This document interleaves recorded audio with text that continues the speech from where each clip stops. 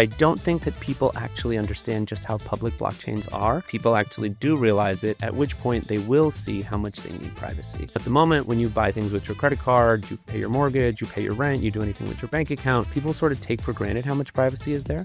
But if we really are to try to build the rails of the global financial system on these very transparent blockchains, I think a moment would come where people would realize this is not something that they want. Azeem Khan is the co-founder of Miden, a privacy-focused blockchain designed to bring nuanced, configurable privacy to on-chain activity. In this conversation, he breaks down why privacy isn't optional, how institutions think about on-chain visibility, and what it actually takes to make blockchains usable at scale. Why do you think privacy was never actually brought up in the beginning when all of these chains first launched? When Bitcoin launched in 2009, the idea was just the large banks that caused the financial crisis through these centralized entities and terrible things that they did. We needed something in opposition to them. Privacy has been a discussion. Zcash launched a long time ago, but I don't think that the industry found that it was important enough to do until they felt like foundational elements of just accepting it as software. I'd say I've just sort of read it as like an evolution of the industry to this point. We were supposed to do this in Buenos Aires. Bad Jackie, I had to cancel. So I'm glad we are doing this here in New York City instead. I'm so happy to be here. Yeah. It worked out well, right? Like you're in New York anyway. We're both based here. So. We got nice lights in this room. People can't see it, but it's a nice setup. It's a beautiful setup. Yeah. So, all's well that ends well. Yeah. Azeem, you mentioned before we started recording that you are Pakistani. Yes. Right? Yeah. So kind of tell me about, I guess, like the journey from your family coming from there to here. I think it kind of like plays into what you do now, right? Yeah. I don't want to put words in your mouth, but I'm just trying to like kind of summarize what we talked about off camera. Totally, yeah. So my father moved here when he was in his early 20s and the late 70s. And he was someone who worked at convenience stores, Dunkin' Donuts. When I was born, he was a cab driver. And my mom said that he was coming home too late. And so he ended up switching his jobs and starting to work as a manager at Popeyes. And now my siblings and I went to excellent universities. We have a beautiful home in the suburbs of Long Island. And by most standards, you could say that my parents achieved the American dream, right? Mm-hmm. And all the statistics we see around Fortune 500 companies were usually started by immigrants or the children of immigrants, up to like close to 50% of them. And so much of entrepreneurship to me really is part of the American dream. And growing up, I was always one of those kids like selling candy and Pokemon cards and things like that. And so it always inspired me to sort of do my own thing and see what I could build of my own.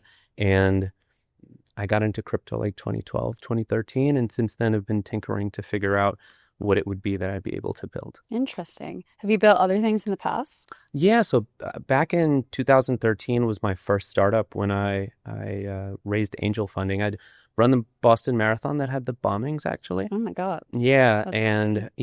I have a bachelor's and a master's in bio. I'd done a thesis in human genome sequencing. I was working in a biotech company applying to med schools, and I decided to run the marathon. That was around when I got into crypto, too. I had a bunch of extra time after a master's program, and I would just like sit on Twitter and look at what was going on Bitcoin Twitter. Honestly, there wasn't really... It wasn't crypto Twitter. Yeah, it was like sort of Dogecoin and Bitcoin only from what I really remember. And, Barry Silbert and Digital Currency Group, and at the time, like Ryan Selkis and stuff like that. Mm-hmm. And just reading about like centralization, decentralization, the philosophy of money and things like that. And was applying to med schools, working on a startup part-time.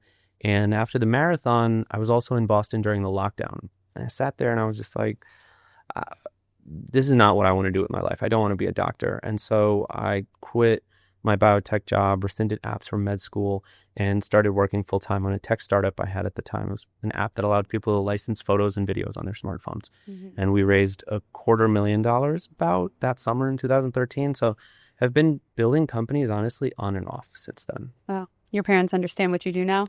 No. Not at all. Not at all. My mom still... Kind of relatable. Yeah. My dad gets it, but my mom is, My mom literally tells people I work for Bitcoin. Yeah. Sometimes we do. Yeah. 100%. I think the biggest misconception is probably that when people don't know, they just think you're a trader. So when prices go down, everyone messages you to be like, are you doing okay? And I'm like, I don't even know what the prices are. And so, I'm doing fine. A lot of people in my family think I'm a spy. Because, Where was that derived from? The privacy side? No, it's just, they don't understand, not like the immediate family, but like cousins, aunts, uncles. He travels around the world. He's going to these random locations. No one really knows what he does. Yeah. And so, but it's fun to sort of play into it. And for the most part, anywhere I go, when people actually ask what I do, I just say I do sales in software companies. So co-founder of Miden, SPY, sales, software. Yes, all the above, right? Okay. Why the focus on privacy? So I came in as a co-founder on this company only earlier this year. I did not start this with Bobin. Bobin is our CTO and like main founder, co-founder. And he started working on early ZK things at the EF years ago. Bobin's not his real name. It's a pseudonym, but he'd made that and was using it on Ethereum forums. And during the time, Vitalik ended up finding his work, really liked what he was doing, asked him to come to the EF. And he was working at the EF for like a year and a half, and working on early iterations of ZK Starks. And then after that, he ended up going to Meta or Facebook and led the ZK team over there for some time for Libra and Diem. But when they ended up shutting that down, he then went to Polygon, where he's technically a co-founder since the end of 2021, and had been working on building this with their other co-founder, Dominic. And it was earlier this year, I was in search of other opportunities. And one of the venture funds and then one of the angels, David Phelps, were saying that there was this amazing team working on something that I really had to take a look at, and ended up chatting with them for months before joining. But the why on privacy is I've been writing about and talking to people about the idea of institutions coming on chain for a long time. I've given a couple of presentations on it now, articles for Forbes and CoinDesk. So having really thought through it, and I just don't see there being any way that we really get mass adoption, or Goldman Sachs or Apple or Morgan Stanley really truly coming on chain until there's privacy. And so when I was looking at what are the kinds of projects that I would want to be able to join, it just made sense to me. It was funny enough, it was before privacy season started, and everyone was actually asking me who I was close to, like, are you sure you want to join a ZK project? Like, ZK is not cool. Right? ZK was cool 2 years ago, right? Sure, yeah. And I was like, this doesn't make sense. How can you say the institutions are coming without privacy? And so it was sort of a bet on the idea of knowing that. And then also the team is amazing. Like some of the most humble, hardworking people I've ever met. Yeah. David Phelps, joke race, David? Yes. David Phelps. Nice. We just had him on. Oh, really? So okay. The guests will know. Yeah, he's very funny, very smart. Yes. He's he's my favorite builder in the entire ecosystem. Him and then Winnie for Chipped. I know. I appreciate both of them so much. And Jacquelyn Melinek, great. Are you a builder now too? I have a company. Wait, Token Relations. Have we not talked about? I feel like people know me either from my company or my podcast, or never like the two. No. Yeah. All right. I have a company. Then you are also one of my favorite builders. Oh, that's very kind. That's very kind. Back on topic, because I'm getting off topic here. Typically, like the way people think about blockchains, they're very public, they're very open. But then it's like you guys are trying to create this privacy side, right? So how can you kind of balance between the two, where it's like, okay, it's an open blockchain, things are visible, but you still get that privacy element? Because I agree with you. You do need privacy if you want people who don't want things out there being seen, or they just want like to be able to toggle on and off privacy to an extent. I'm probably watering down the reality of what it is. But how do you kind of balance between the two?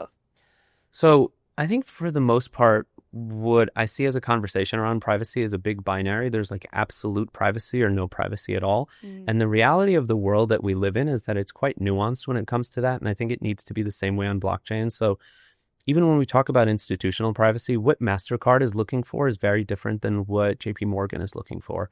And what we're finding right now is that you really have to actually map out what are the 12, 15, 20 different kinds of approaches to privacy that we're going to need to have. Like Chipotle may have a completely different outlook on privacy as MasterCard, which would only make sense. And I think right now, at least what I've seen is that people feel like they're already anonymous because of the way that it's like a string of numbers and letters. And so if they actually better understood how blockchains work and how easy it is to actually identify them, and with the way that AI is working, that you won't need necessarily a Chainalysis subscription at some point to be able to do this, they would actually feel much more worried. And I also think that the idea right now where crypto is sort of this speculative thing that you do where you like take money from a centralized exchange, you send it over to a wallet, you do what you want, you send it back to the centralized exchange and you cash out.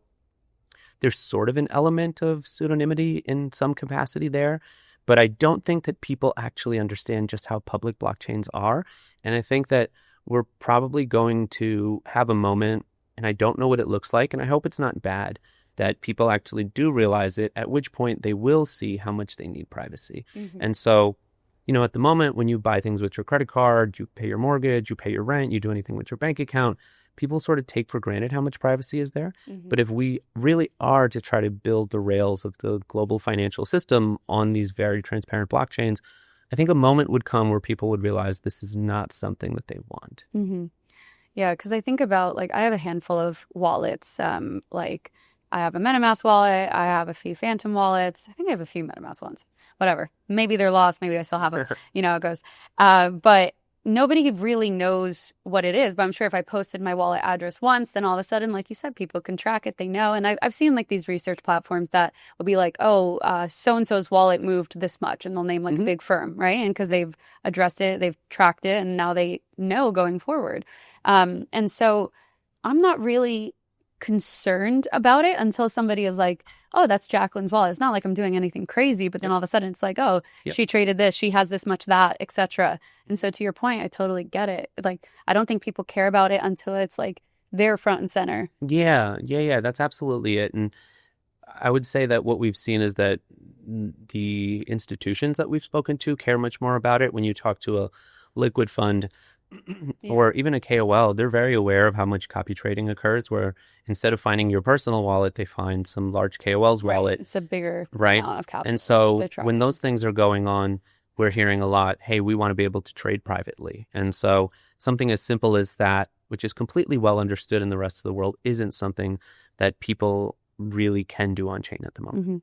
Why do you think people haven't really thought about this historically, or have they? And it's just kind of been like, oh, we'll address this later. I think that's honestly it, because even when, I've chatted with Bobbin about this, he says that he fully believes that were this technology available at the time that Bitcoin and Ethereum were made, we would see that this would be incorporated. And just the other day, Vitalik was tweeting something about how client-side proving and the way that Miden's blockchain works is basically going to be essential to the way that things work in the future. And so I think it's just that the technology itself wasn't there at the time, and we needed to get the fundamentals of just blockchain out, and it's just an evolution of the industry. What do you think people are misunderstanding about privacy-focused blockchains and just the idea of privacy in crypto in general? I don't think that people see it outside of this spectrum of North Korea versus transparency, right? Like North Korea seems to be the only example. And don't get me wrong, like, yes, we should protect ourselves against North Korea, but that's absolutely like national security is super important. We don't want an antagonistic government laundering money into their antagonistic nuclear program, but you don't want everything available on chain for people to be able to look at. We saw, or we continue to see, so many kidnappings, for instance. There were wrongly so many concerns about people going to Buenos Aires when, I feel like France is much more dangerous in general, right? There was the thing Gary Tan posted yesterday or 2 days ago about how a person disguised themselves as a delivery person, I saw that, right? And stole $11 million, something like that.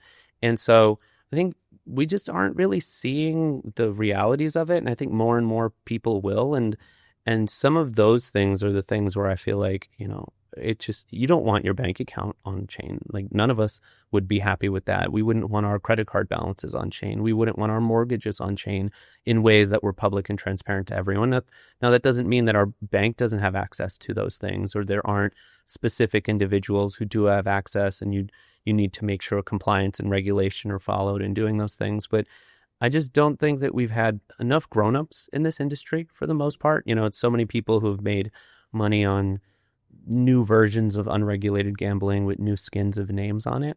But now that we're actually becoming an industry where real companies want to come on chain, nation states want to come on chain, and everyone wants to understand this, we need to now take a more nuanced approach to what privacy means. Why do you think historically I've already asked this question of like why historically we haven't done it, but like when blockchains were first kind of made and you've been in the space for over a decade, like that wasn't really the thought. It's like everything's on chain. You can see everything. And it's so funny because when you talk to people outside this industry, they're like, isn't it all shady and sketchy and you have no idea what's on there? And I'm like, no, you can actually see everything on like a public ledger or Etherscan or whatever like platform you want to look at to see all these transactions. Why do you think privacy was never actually brought up in the beginning when all of these chains first launched? I just don't think that they were able to. It's such a complex issue to address where when Bitcoin launched in 2008, 2009, the idea was just, the large banks that caused the financial crisis through these centralized entities and terrible things that they did. We needed something in opposition to them. And here comes like the Bitcoin white paper and Bitcoin coming out and digital gold and will it be for payments? And so there's just been so many things to address. And I think privacy has been a discussion. Zcash launched a long time ago, but I don't think that the industry and the people in the industry or the organizations joining the industry found that it was important enough to do until they felt like foundational elements of just accepting it as software or digital money or any of the things that it already has become. And so for me, I'd say I've just sort of read it as like an evolution of the industry to this point. Mm-hmm. And Miden is built on top of Polygon's ag layer, right? Correct me. So it's its own chain completely. Bob and joined Polygon into 2021, and it did the accelerator program, right? Basically, okay. Yeah. So like they own like equity and tokens as like any incubator would, but all of the tech is custom. Like it's a non-EVM, it's Miden VM. The language for it is built in Rust, and it has nothing to do with Polygon technology. We are using the ag layer for settling to Ethereum, so it's an ETH2, but that's the only tie at the moment. Okay. Yeah, because I was going to ask, is it like centered or focused on kind of enhancing and improving the Ethereum ecosystem? Yeah. So there's like a massive amount of chains developers kind of. I mean, Ethereum is the largest by default, Absolutely. Right? So how do you kind of think about tapping into that broader audience then? Part of that was, being in DevConnect last week, right? Was sitting down and doing what so many call like ETH alignment, EF alignment, all those things. And so for the last couple of months since Tomasz joined, I'd sat down with him, and then I've been working with the enterprise team. I did one of those founder, mentor, success things with them. I did the interview with Benji, and a lot of it has really just been chatting with the institutional privacy team that's over at the EF. They have the other PSE team that's focused on privacy. So a lot of it's really been figuring out how we can tie into the things that they're doing, and then work at also being able to introduce them to some of the places that we've been seeing and doing things. And so one of the people on the enterprise team had seen a presentation that I gave on why we're lacking institutional adoption. And he just happened to be there. I was at the Hack Summit in Korea. And he asked me to send him the presentation, and we went over it because he said that there were actually aspects of it that he wanted to be able to pull from. And it's just because we're just sharing notes at the moment. What did the presentation say for those of us who are not there? There was so much in there. I think it was a lot of simple stuff, like, something super simple as like liquidity depth, right? Like the idea that prices aren't really prices just because of how there's not enough liquidity actually to maintain those prices on a buy or a sell. Other things like the people who actually are the decision makers to be able to make things happen are very far removed from the crypto evangelists that are the ones that are really pushing for things. And so until we're able to have decision makers who actually better understand this, we're in a bad spot. Talent. You know how talent works in this industry. I can't imagine, JP Morgan or Morgan Stanley trying to find the best ZK developer who's like a pickle on their profile. You know what I mean? Yeah, with the NFT profile picture. So there's so many things that I was looking at because I've been chatting with all the top investment managers and everything like that over the last couple of months since I joined, and even prior, just because of my writing. And so it's been really interesting to see, like, now we're seeing way more stable coins, but, the idea that there are only two major stablecoin providers, and one of them is considered shady, and then the other one is like a private company. Like there's issues around things like lack of redundancies in stablecoins. You said decision makers too. How would you kind of define those people? Because I feel like some of them are in the space and then some are outside of it. But yeah, so back when I was at Gitcoin in 2022, 2023, I had done a large deal with the UNICEF crypto team. I consult with them now. I did a big deal with Shell Oil. I did something with the American Cancer Society as well. So they were all different ways of doing things and it was all on-chain stuff. And usually what I've found happens at any of these organizations is that there tends to be some sort of evangelist there. Now things have developed where there's like crypto teams, but there's usually some evangelist who you have a call with, and then it takes months and months of taking calls with the next higher up manager and the next higher up manager. And so much of getting deals done really ends up being in a position to keep going up the ladder till you get to the final person. And literally every single call that you have, you're re-educating the same exact things that you said as you sort of further develop what the idea will be. And so if we were in a position where the people who are already at the top of that ladder were the ones that were the crypto curious enthusiasts and wanted to experiment, I think it would be in a much better place than, it's the, 60 plus year old white male who, at some times may not even be using like a smartphone. Yeah. Do you find that the decision makers are now more interested? I think so, but I think that they're more cautious than we would like to admit. I think that there's more hype about, let's say, even institutional adoption happening and what the real timelines are for stuff like that to happen. And a lot of it is because at the end of the day, let's say a publicly traded company, for them, risk mitigation is actually more important than creating capital, right? And so there's so much, very understandably, about this industry that makes people wary, right? Whether it's the scams or the $1 million JPEGs or the meme coins, like there's something every few years that I look at and I go, I don't blame people who aren't in our industry for thinking these things about it. Yeah. And if you're at a large institution or you're a big celebrity, thinking about how you need to do brand preservation is definitely more important. So I think that as much as we're all excited about all of the pilot programs that we see, what it really means for things to truly come into play is still further away than people realize. How do you have those conversations with those people then? Because like when I talk to people and they bring up like, the brand preservation, like you said, or they see it as scams and all these different things, like I acknowledge it. I'm like, yeah, you're right. A lot of it is scams, know? And I think being honest with ourselves and showing that we can see that and we're aware honestly makes them feel a little better. Totally. Absolutely. So, I think for me, it's been sort of a dual approach, whether it's been through writing, in interviews, in tweets. I find that maybe sometimes I'm almost too self-critical of our industry, but I think that if we're not the ones that are willing to self-police, then we can't be upset when others come in and say these things about us, right? And so it was years ago, I'd written an article about all of the reason that DAOs suck. When everyone was talking, I love it. I love it. Yeah. When everyone was talking about why DAOs are amazing, right?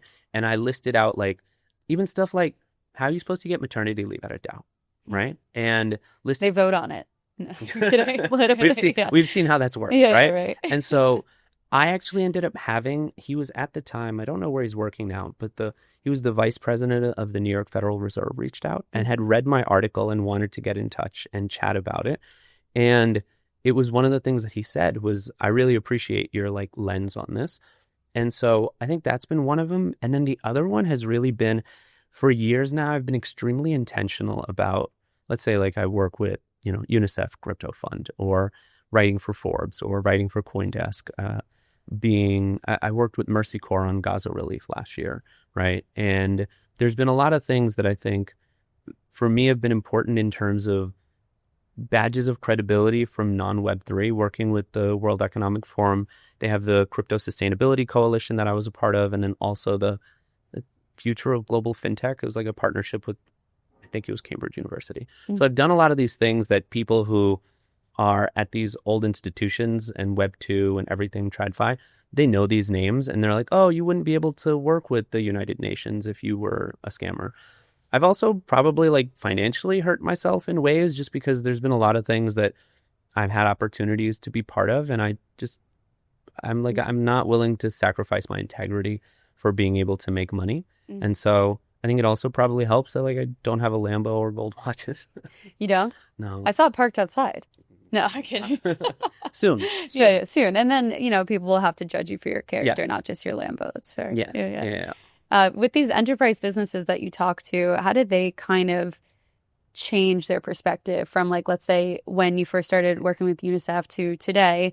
And, we were talking about decision makers too. It's like early on, it was like someone that was like employee number 30. And now maybe it's like employee number 1 is kind of adopting this. Do you find that enterprise businesses are coming to you more? Is it inbound, outbound? And like, what are these conversations really like? A lot of it has been, at least for us, I don't know how it works for other folks, but because I started doing deals with these really large companies years ago and went through a bear and a bull, and now I don't know what we'll call our market right now, I've been in a really fortunate position where, when we announced that deal with Shell, let's say, Madison Square Garden had reached out and asked about jersey sponsoring for the Knicks.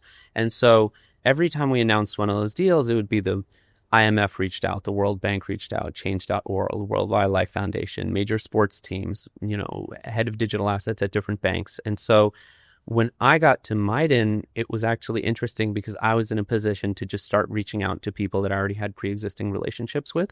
But I wouldn't say I've actually had too much inbound. It has been primarily working through like pre-existing network at the moment. Yeah. No, that would make sense. And I feel like if you're doing outbound to people that don't know you or you don't have that network, it's going to be like way harder.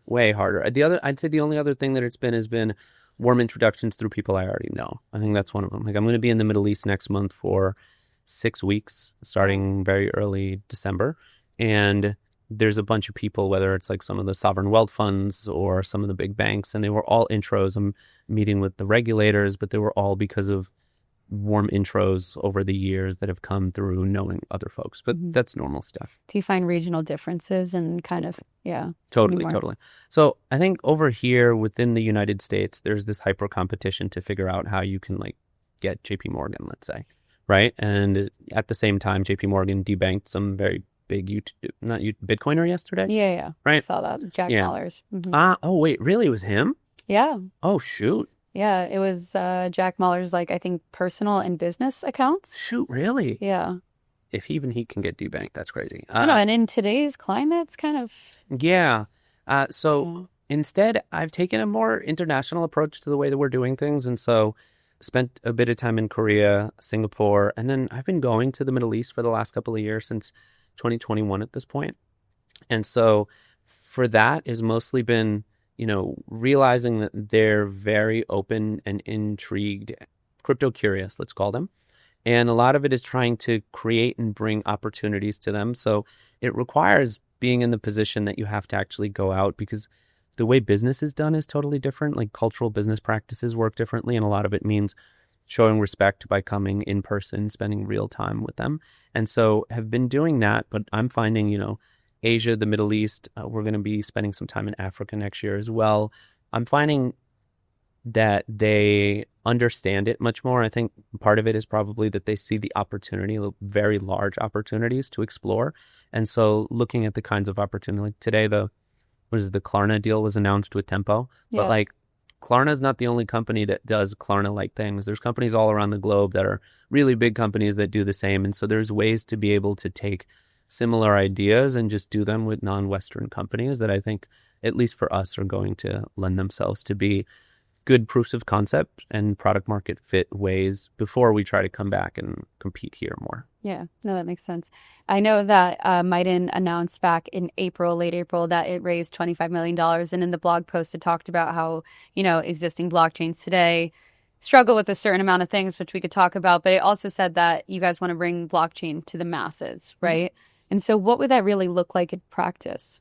To me, I think it's B2B and B2B2C. Hopefully we can make things more invisible along the way. But the idea of working with distribution partners in the way that I sort of look at it, whether it's centralized exchanges or banks or large companies, I think the idea of being able to onboard retail one by one is way more difficult than, let's say, I don't know, a deal with a cell phone provider that, using account abstraction, gives a wallet to every single cell phone holder on that network. And then all of a sudden you have a million, 10 million, whatever, new million wallets. And so I would say that at least the way we've been at the company looking at how we're going to focus on distribution is sort of top up through seeing where distribution partners may exist and how we reverse engineer tech to meet those specifications, while at the same time looking at what we think Miden will be useful for, and also doing grounds up stuff, working with entrepreneurs from around the globe. Yeah. Without getting technical, what do you think are the problems with other blockchains today on this front?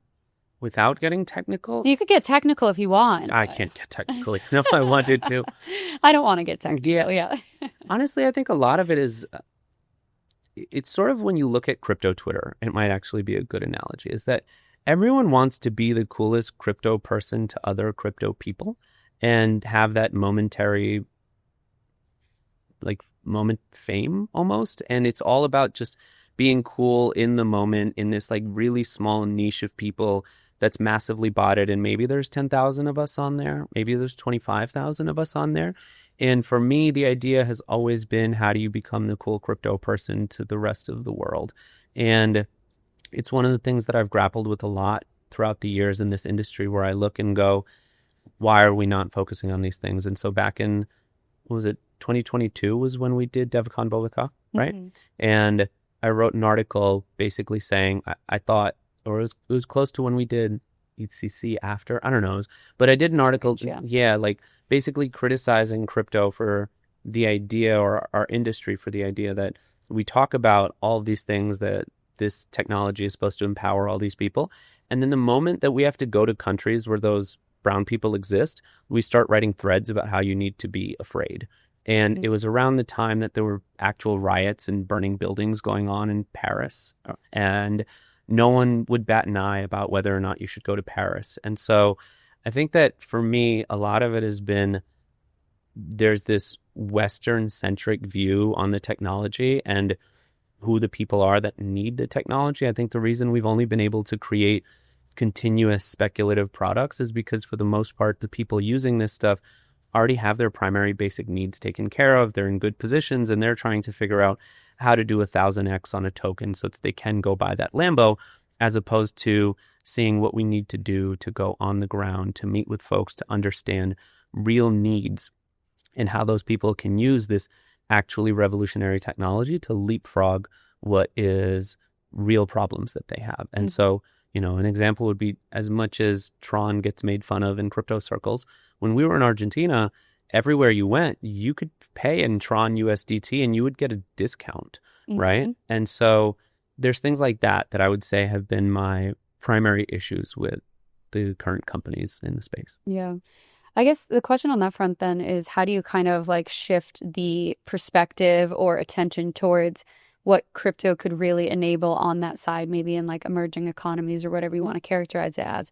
Because I think the two should coexist, right? Where like, okay, the person who has a ton of disposable income and just wants to throw it all on leverage, by all means, it's your life. Do what you want. But then on the other side, to your point, it's like the stuff that this technology can enable is so powerful in so many different ways, and honestly not talked about enough. Or when it is talked about, maybe it's in an insulting way, like you kind of said more eloquently. And, I think Argentina, as an example, is kind of showing that, where it's like you see storefronts and they'll say they accept like certain stable coins, or they're powered by this or whatever, or they'll give you a big discount if you pay in cash. Whereas like here, it's like maybe they'll give you like 5% or something at like a diner, right? If that. Maybe they'll give you 3% because that's what it's MasterCard fee, right? Exactly. But that's not really like the main driver for the average person here, right? Yeah. So how do you kind of shift the attention on that? Or is it like we kind of just let the two coexist? I think the two should coexist. I think it's about creating success stories. That's the only thing that I find really shifts the needle on things. And so it's why I have been focused on figuring out what we can do by going on the ground and creating success stories. And I think the moment those success stories come, we will find everyone wanting to copy and me to it. Because the majority of this industry, while they say that they're leaders, are for the most part followers. And so they're just waiting. Stablecoins became the notion around stablecoins and remittances and cross-border payments has been something that many people have been screaming about from like rooftops for many years. But we saw Circle go live on an IPO, and now all of a sudden everyone needs a stable coin. And so I think the only thing that's really going to change the dialogue is going to be success stories. And so it means being able to sort of go against the grain, be willing to do something that you can tell actually is going to work, make it work, and then be able to just sort of be smug after. Privacy is now a cool topic. Everyone's talking about it. Everyone wants to be like, oh, we care about privacy. Yeah. But it wasn't always a cool topic. So how do you kind of like ignore the noise and build when nobody really cares what you're working on, for a lack of better words. You know what I mean? Yeah, totally, totally. So having been doing sort of my own thing for a very long time, I think one of the things that I've really settled into understanding is that I don't expect anyone to support my own dreams when people don't support their own, right? And so it's something that one of the founders of Rockefeller Records with Jay-Z had sort of said to me when I did an interview with him for the HuffPost years ago. And they had difficulties early on with getting Jay-Z signed. And I asked, how did that make them feel? And they said that it just sort of inspired them. And when they looked around, they saw that all they saw were a bunch of people who didn't believe in themselves. And so for me, it's just been continuously being able to check myself constantly, but to be able to have conviction when no one else will is really like what actually produces outsized returns anyway. Mm-hmm. As much as stablecoins are cool, what comes after stablecoins I think is more interesting, and being willing to figure out how to take those bets I think are the only thing that are going to help put us in a better position. Mm-hmm. That's crazy, Jay-Z.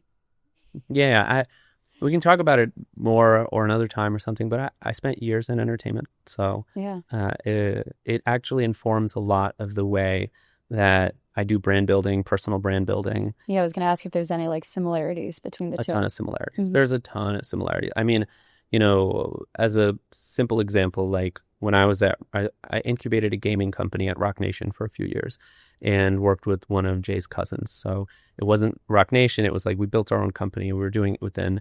And I learned the stories of how, they made what was called the Rock Nation crown, how they ended up popularizing it, and how they took it from a simple thing that they started to being something that, every single major celebrity wanted and was wearing. Or it's like fall of 2016. It was like after being backstage at a Kanye West show, I ended up going clubbing with like Travis Scott, Scott Disick, and all these people, and being able to chat with Travis a little bit back when he was much smaller than he is now, and being able to look at that over the years. And, I started interviewing hip hop artists sort of for fun in 2014 for the HuffPost, started building a bunch of relationships, and it gave me a really good chance to sort of just sit around and be a fly on the wall or ask questions about so much of this stuff. And so it definitely informs the way that I look at brand building, whether for Miden or for myself personally. Mm-hmm. What's your take on then celebrities creating and launching like tokens and getting in the space, maybe in not the most sound way? You know what it is that primarily the majority of entertainers, they've developed this mental model for success, which is that you create an attention machine, whether that's through music or social media or whatever it may be, and then you monetize that attention machine through sponsor dollars, essentially, right? Because the music isn't really what's paying you a ton. You can look at how much Spotify pays. And so you realize that, being able to get that deal with Christian Dior and to be the face of it, or to work with any other big brands, is going to give you the X million dollars. And you're going to get that based on fame and attention machine numbers. And so the problem with crypto ends up being that they're not people who deeply understand, like the celebrities don't deeply understand the tech. They see it as an opportunity to basically treat it like a sponsorship, which is like, give me a bag of money and then I'll do what it is that you're asking for. And I don't think that for the most part, they understand the risks that are involved. And usually it's a team of people that they have around them that are also not the ones that actually have a deep understanding, and they just sort of see dollar signs. And then there are a few artists who really do deeply understand it. And so my favorite one, I'm actually wearing a Ninja Turtles OVO collab hoodie. Let's go, Drake. Drake, I think, is the most successful crypto celebrity to date, where his deal with Stake going back years has been valued at over $100 million a year.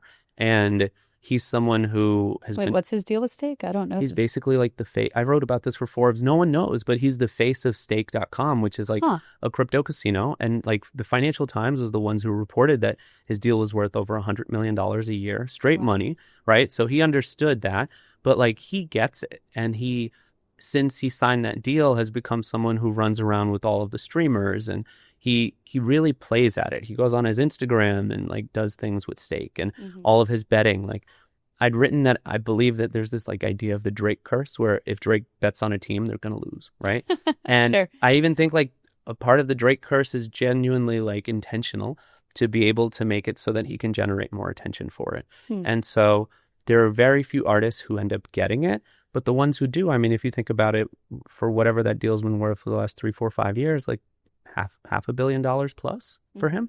And then there are other ones who like launch those dumb meme coins, you know, take a little bit of money, ruin their reputations, and make the industry look bad. And so I've been focusing a lot on what it would look like to be able to work with the right kinds of celebrities in this space. Because I've chatted with a ton of them, but I need the ones who have the right mindset for us to be able to build something longer lasting. Yeah. What did the celebrities that you have chatted with want? Or like, what are they interested in? They all think about being able to get upfront money, basically, like to put their name on something. But I want someone who actually gets it. It was like years ago, Alicia Keys had done like a BlackBerry partnership, and then she ended up, I think it was tweeting something, and it was like from iPhone, right?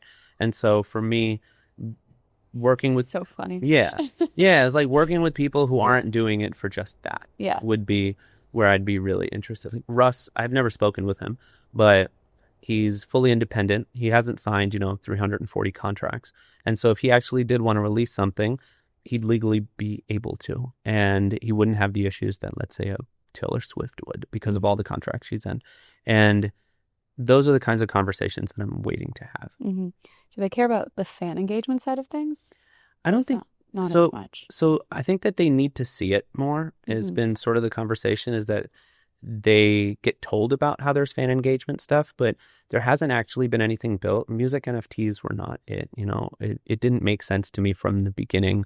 Monetizing streaming doesn't make sense. I was at Rock Nation when they were doing Tidal.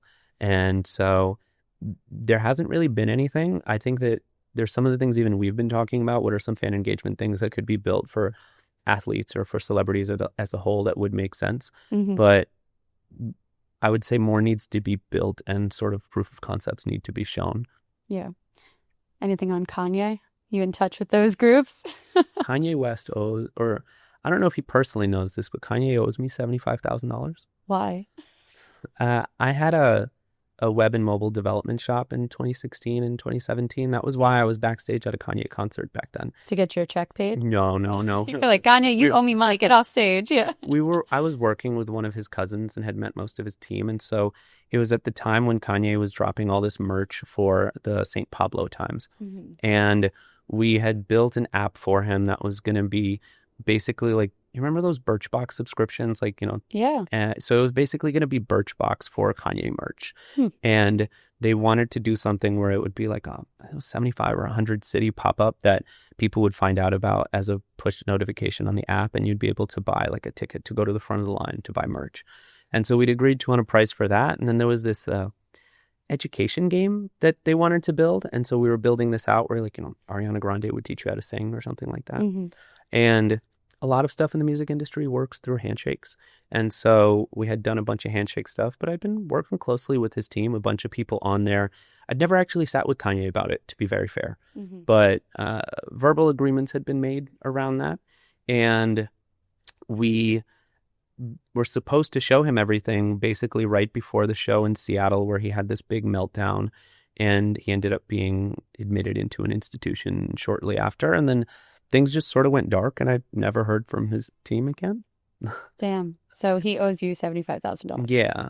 My PFP, if you go and look, is actually a photo of me and then My Beautiful Dark Twisted Fantasies album cover with lyrics from So Appalled and Power. So still a fan.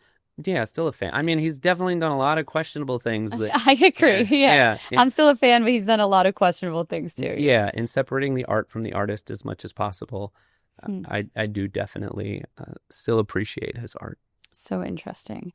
Do you find that this kind of like relationship you've had in the past with these entertainers kind of shapes the way you think about privacy too? Because I'm sure these people are like, I'm not getting into this if everything I do is like completely visible. Like these people definitely want a form of that. I haven't found that yet. No? I don't think so. I don't think that at least any of the people that I've spoken to about it understand it deeply enough that they've gotten to that point yet. I think we still usually wrestle with the ideas of digital currency when I speak to them. Because back when I was at Rock Nation, for instance, a bunch of the executives there I got them to download Coinbase in 2017 during the bull when ICO stuff was going on. And I was like, buy this thing called Ethereum, buy this thing called Bitcoin, don't look at it, and just like leave it there. So I was that like crazy crypto person for them.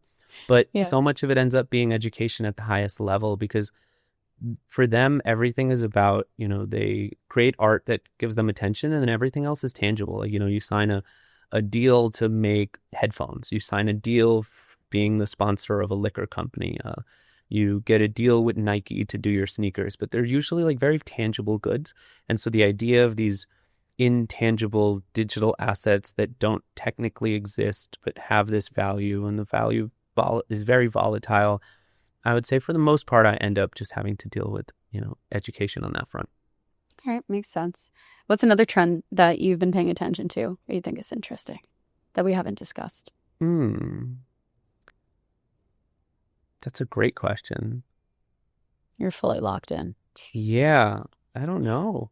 I think that while stablecoins are cool, RWA versions of them are cooler. Like Klarna launched their stablecoin, and maybe there's something there about it that I didn't see, but I like the idea of a high-risk tokenized debt stablecoin where I get to take a part of their, buy now, pay later scheme. Yeah, they're burrito loans, as yes, to call them. Burrito loans, right? Like a super, something where at least I'll know where the yield is coming from then. Yeah. And I can understand that it's high-risk yield, but I think, again, it usually goes down to the moment I find the entire industry is paying attention to one thing, I sort of get turned off to that thing. Yeah. Well, everyone's paying attention to privacy. You can't be turned off from that right now. I'm curious how much longer they pay attention to privacy. That's going to be the interesting thing, and it's been something I've been chatting with the team and everyone about, is that when we see these metas constantly pass, I do think that, we're looking for who ends up being private Ethereum. And I find, I'm telling people Miden is sort of private Ethereum because we have Zcash being private Bitcoin. But perhaps we don't see this pass until we find what are some examples of winners in privacy. But we'll see. Yeah. All right. We'll see. Last thing, Azeem, can you leave us with a piece of advice, something that you've carried with you throughout your time in the space? Buy what you believe in, and then just don't look at your wallet anymore. I would be so rich if I had just held on to the things that I had with a little more conviction. Back in 2012 and 2013 and stuff, when I was buying Bitcoin for like 100 and 300 and 500 bucks, and then I would sell it for like 1,000 or 2,000 because I thought I was a savant. Yeah. And so I think we're finally at the place where we need to start thinking about fundamentals. And so if you want to buy, MakerDAO, Pendle, whatever it is, or like actually thinking about why it is what you're buying and then just holding on to it. I think there was some stat that I saw that only 1% of day traders end up being profitable, but over the 20-year term, 95% of people end up being profitable. And so I think it's a safe bet to say that you're not necessarily going to be the 1%, but you have a really good chance at being the 95%. I love it. Amazing. I think a lot of people need to hear that right now. I think a lot of people need to hear that. Yes, amazing. Azeem, thank you so much for coming on today. Absolutely. Thank you for having me.